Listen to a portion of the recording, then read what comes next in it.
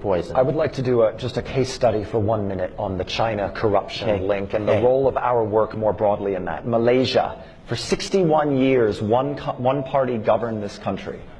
Since it became independent in 1957, they constructed a totally gerrymandered, corrupt political system in which the ruling party accrued every advantage and doubled down on holding the tools of power, fusion of state and kind of leading economic sectors, etc. So, IRI, we had worked in Malaysia with opposition political parties since 2002. And guess whose funding we did it with? The National Endowment for Democracy. Because guess who wouldn't fund Democratic political party work in Malaysia? The USAID Agency for International Development and the State Department, because they, I think the reflection was, gosh, this is kind of a one-party system. This is a bad use of our funds. And two, Malaysia is kind of a valuable military partner. So for 15 years, working with NED resources, we worked to strengthen Malaysian opposition parties.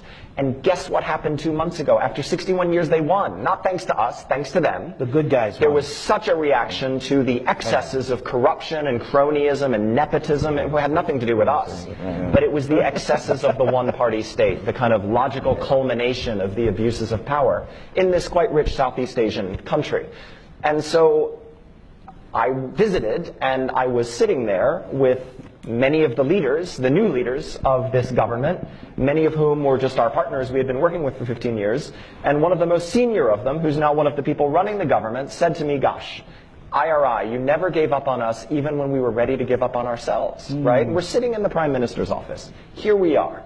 That's a tribute to them, not a tribute to us, but it's an example of playing the long game. And the reason I wanted to bring this up is the link, because guess what the first step, really one of the first steps the new government took? It froze Chinese infrastructure investments because it had opened the books and discovered that there was a lot of funny money swishing around what had been this very corrupt, closed, unaccountable system.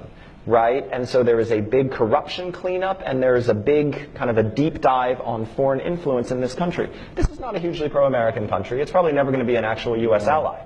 But this is going to redound to our benefit, right? And that's an example of the long game.